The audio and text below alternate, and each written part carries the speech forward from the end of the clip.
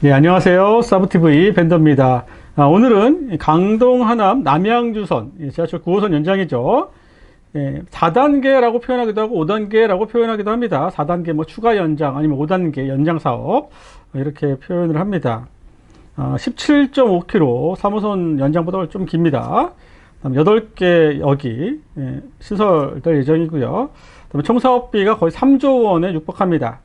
왕숙 1지구, 왕숙 2지구에 합쳐서 한 1조 5조 원, 1.5조 원, 그 다음에 LH가 한 3,500억, GH가 한 1,500억, 서울시가 한 1,000억, 그 다음에 기타 한 8,000억 정도 부담을 하겠다는 얘기입니다. 2031년이 목표예요. 3호선 연장보다 조금 빠를 수 있다라고 목표는 잡고 있습니다. 근데 오늘 첫 번째 제가 보는 이슈로 언제 탈 수 있을까 제일 궁금하시죠. 계획은 3호선 연장보다 1년 정도 빠를 수 있다라고 가고 있는데 현실은 그렇게 녹록지는 않을 것 같습니다. 일단은 제가 보기에는 2033년 또는 34년 정도 개통하지 않을까라고 봅니다. 그 이유는 일단은 노선의 연장이 길기도 하고요. 제가 첫 번째 가장 그 고민, 개통에 대한 게 목표보다 좀 늦어지는 이유.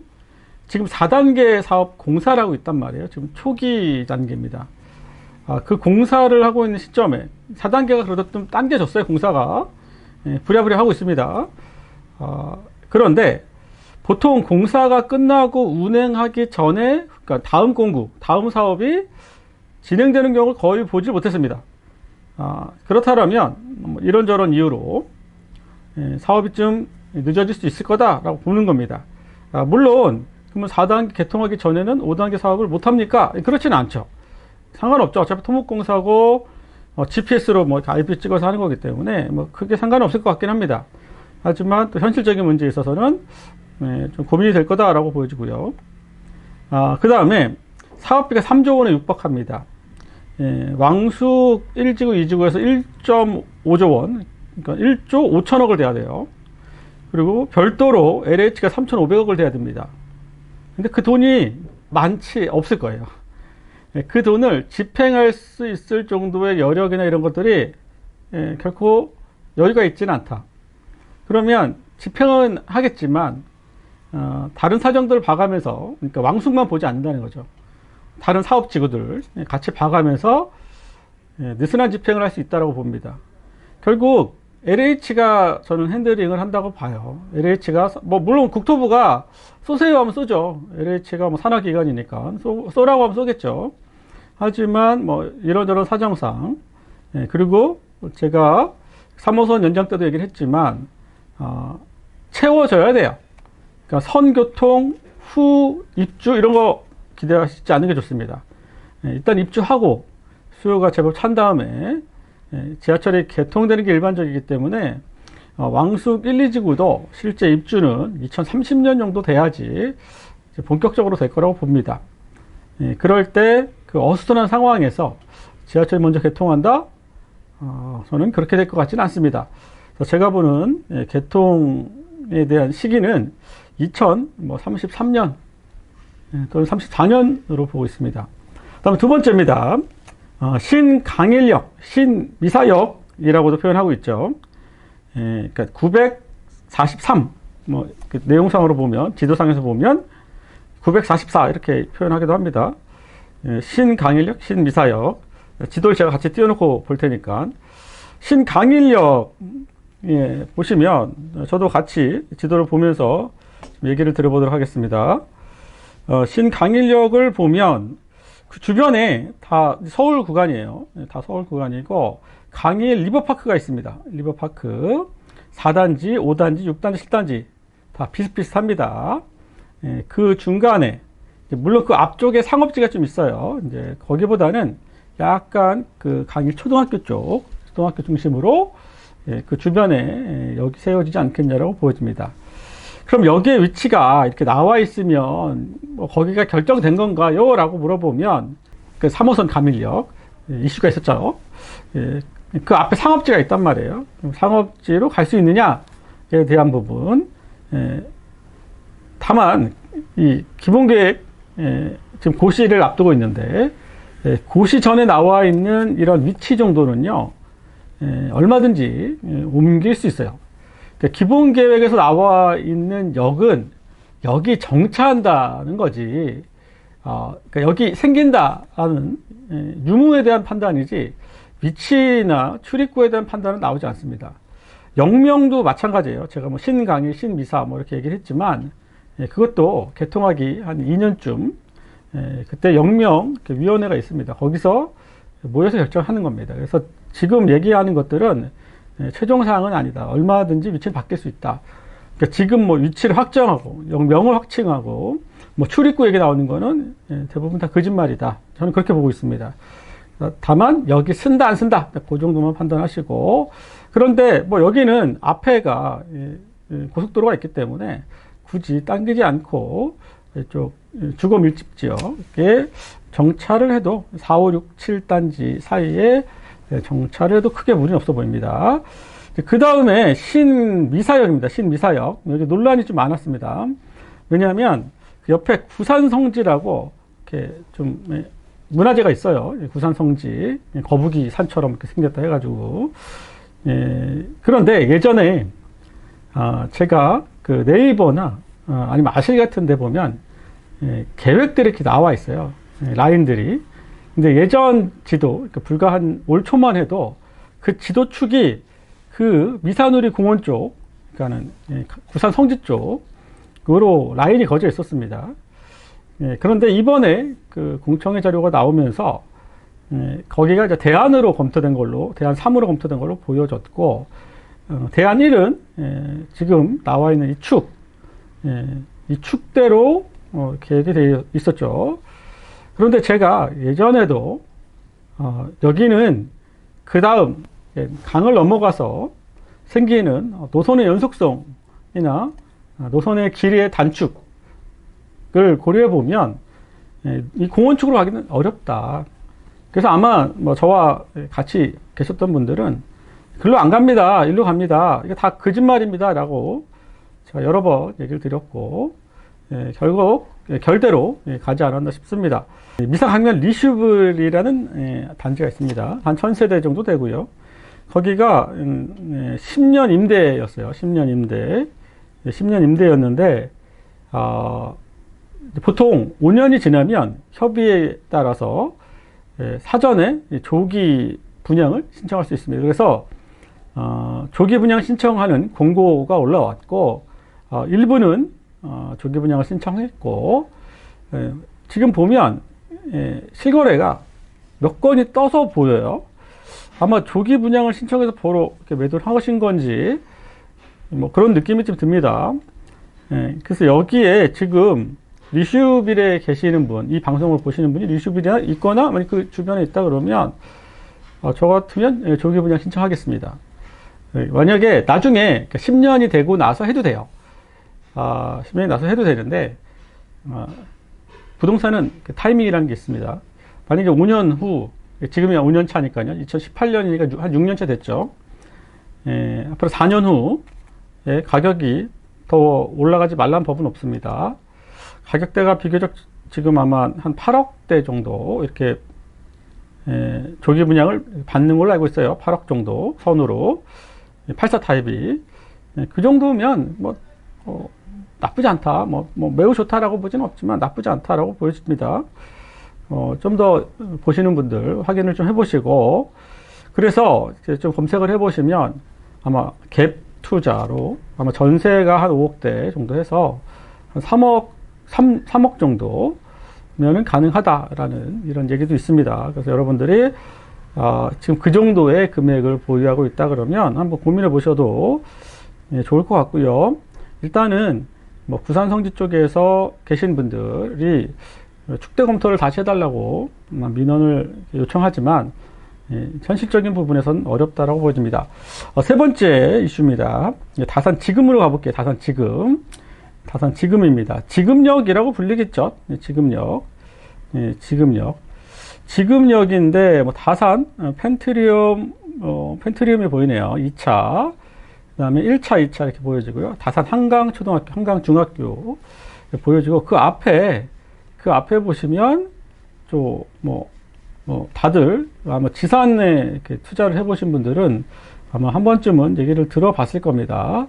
예, 현대 테라타워, DIMC. 이 부지가 어마어마하죠. 분양세대도 어마어마합니다. 예, 그쪽에 이제 업무시설이 상당히 밀집되어 있다.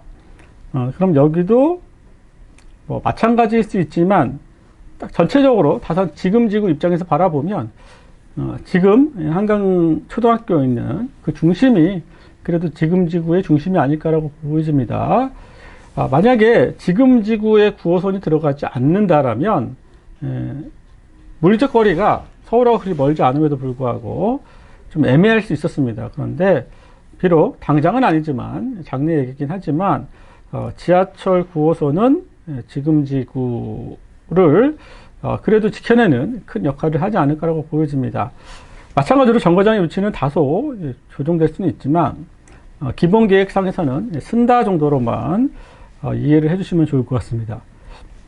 말 나온 김에 그러면 현대 테라타워를 지금 상당히 마이너스 피도 있고 이렇게 저렇게 얘기를 하고 있고 실제 입주도 상당히 많은 공실이 있다. 있습니다, 현재. 네, 그런데, 이런 것들을 분양받아도 괜찮을까요? 라고 물어보면, 저는, 지금은, 글쎄요. 라고 대답을 할 것 같습니다. 글쎄요. 라고 보셔야 되고요.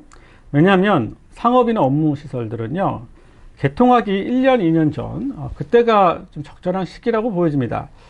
가격이 좀 다소 올라간다 하더라도, 결국 본인이 입주하지 않을 거라면, 임대를 맞춰야 되는데 일단 지하철이라도 개통을 해야 공급이 너무 많기 때문에 지하철이라도 개통을 해야 숨을 튈 수 있다고 보여집니다. 그래서 너무 성급한 의사결정은 오랜 시간 좀 힘들 수 있다고 보여집니다. 다만 정말 경매로 엄청 좀 싸게 받았다 그 정도는 괜찮죠.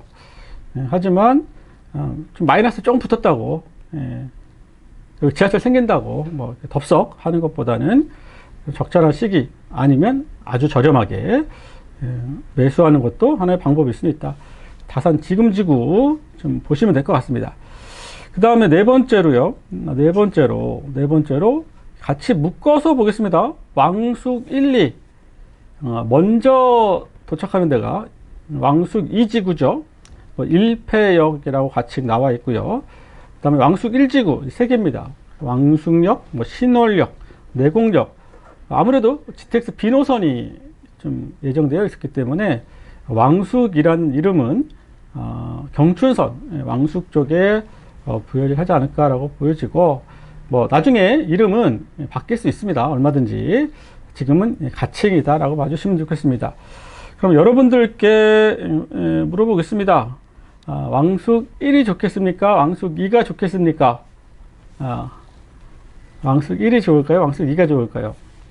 여기는 일자리가 그렇게 풍부한 지역은 아닙니다. 일자리가 풍부한 지역은 아니에요. 전체적으로 봤을 때.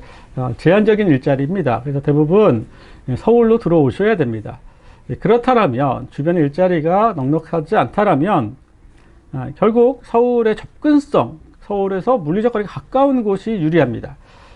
그리고 이미 왕숙 2는 주변에 다산지구가 이미 다 이제 신도시가 돼서 형성이 되어 있어요. 그 다음에 또 옆에 양정 역세권 사업이 또 진행되고 있습니다. 그래서 그 규모가 상당해요. 규모가 상당하기 때문에 제가 보기에는 남양주 이청사죠. 이청사를 중심으로 다산 신도시, 왕숙 이런 데가 대장 역할을 하지 않을까라고 보여집니다. 그래서 가격은 왕숙 2가 좀 비쌀 수 있어요. 왜냐하면 이제 조성 원가 따지고 토지 비용 이런 거 따지기 때문에. 근데 처음에는 그 결이 그러니까 가격 차이가 크지 않다는 겁니다. 그런데 나중에는 가격 차이가 좀 벌어질 수 있어요.